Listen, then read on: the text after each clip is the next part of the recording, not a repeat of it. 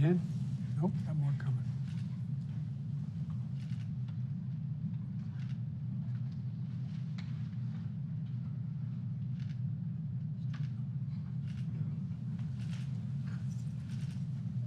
Before I begin, I want to thank everyone involved in reaching a tentative agreement at our ports on the West Coast.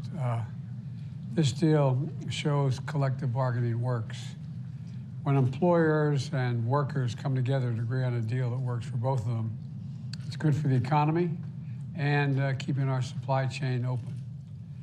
Special thanks to Acting Secretary of Labor Julie Su, who used her deep experience and judgment to keep parties talking throughout the negotiations.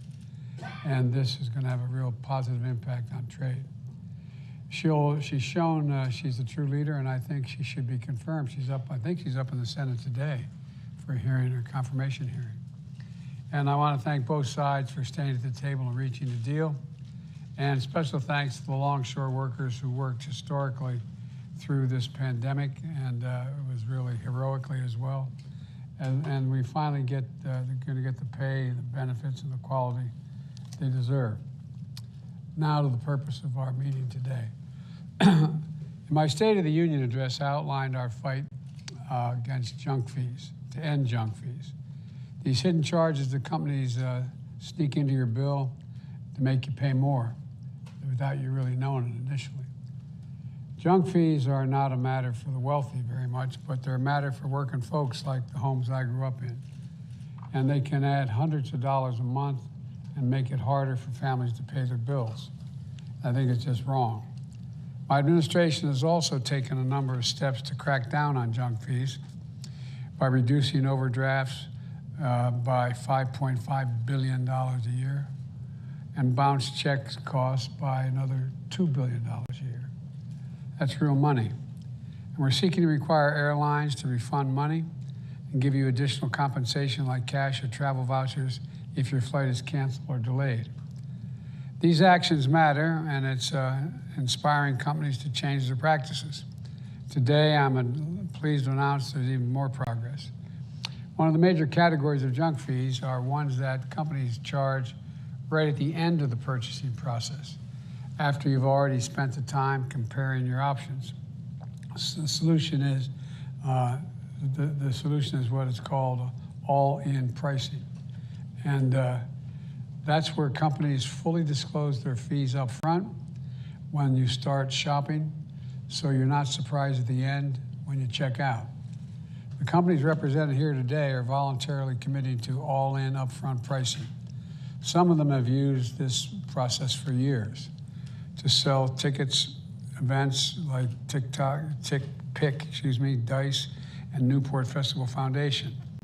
Tens of millions of fans have already benefited from their decision. Others, like Airbnb, have started giving customers the option of seeing all-in prices since we called for action last year. And other businesses are committing today. Starting in September, Live Nation will automatically list all the prices up front for all tickets to events at more than 200 venues of its own, benefiting over 30 million customers. And it will give customers the option of an all-in price for all other tickets sold on its platform. The ticket seller, Seat Greek, is also set to give customers the option of seeing all-in upfront prices. And I'm pleased we're also joined by XBK, a small venue in Des Moines, Iowa, that's going to be using all upfront pricing for its 100 events a year as well.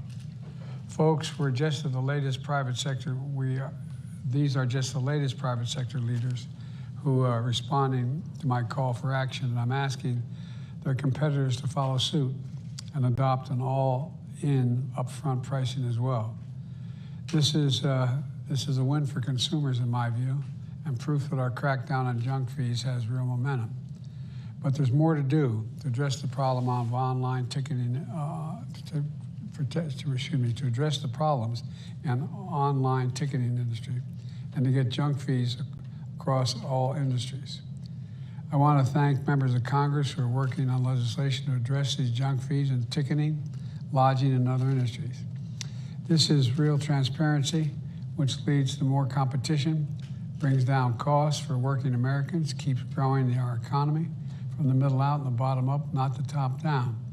And I'm going to now turn over to Lael, our director of my National Economic Councils, to start a discussion. So thank you. Mr. President, can you tell us what you want Lincoln to achieve in China, sir? What would you like Lincoln to achieve in China, sir? Yes, I've spoken with him, but talk about that later. That's not what this is about. And on the cyber attack today, sir, can you say anything about the cyber attack today for us? No. President Biden, why is this waiting to file a very big guy? Thanks, guys. Appreciate it. Thanks, President. Why did the Ukraine FBI informant file refer you as the big guy, President Biden? Why is that term continuously applied?